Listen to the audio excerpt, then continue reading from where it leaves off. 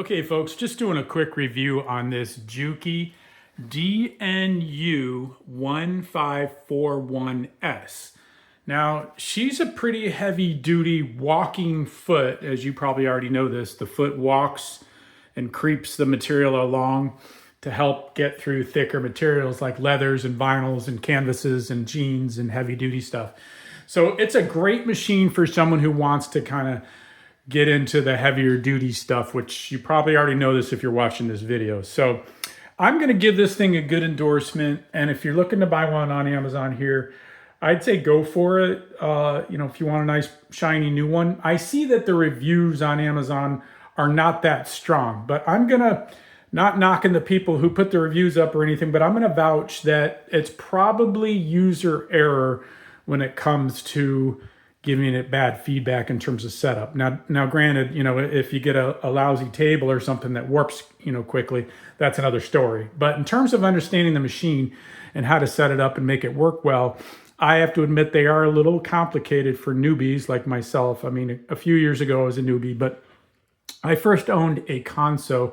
I think it was the 206, 205 RB, whatever, the Conso equivalent. I forget the name of it.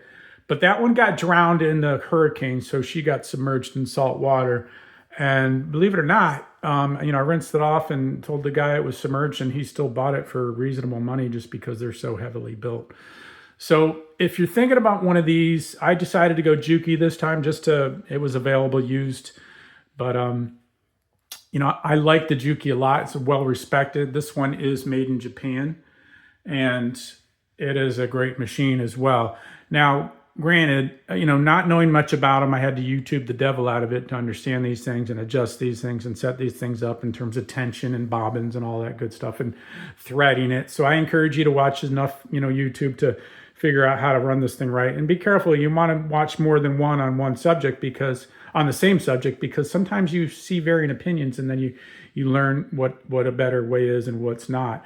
But in all reality, I actually called in for outside help on this one. I did call the local kind of sewing machine guru. He's fairly local, but he actually will come to your house for a little more of a charge. But there may be one in your neighborhood, and it may be worth getting him. If you interview him, them or whoever they are, and they turn out to be kind of a longtime wizard of these things, it's not a bad idea to get their help. Now, he came over, and he's just one of those guys that you love. He's got a great reputation, and he's been doing it so long he can do it in his sleep. Now, he had all these cool little specialized tools that were help calibrate and adjust the machine and make sure she's set up right. So it was definitely well worth it for the education, to make sure the machine was set up right and everything, because I did have an issue.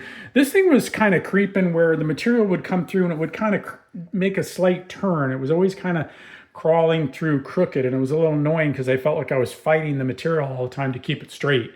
So it was worth having him come over and make some tiny tweaks and give me an education and get her dialed in. So I did all that before I was starting my major project of refinishing or reupholstering some dining room chairs. And it worked out really well. I've gotten tremendous results on my first chair.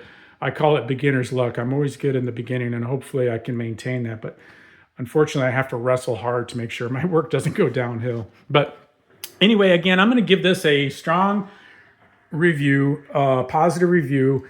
You do see some negative reviews, but again, I do think it is because maybe they don't quite understand the machine, don't quite understand how to set it up like myself, and may need some additional help, whether it's more YouTube videos, more study, or an experienced professional to come in and kind of get you on the right track. So pay attention to your motor, the type of motor you want for the type of work you want, whether it be slow, careful work or a little higher speed work and so forth.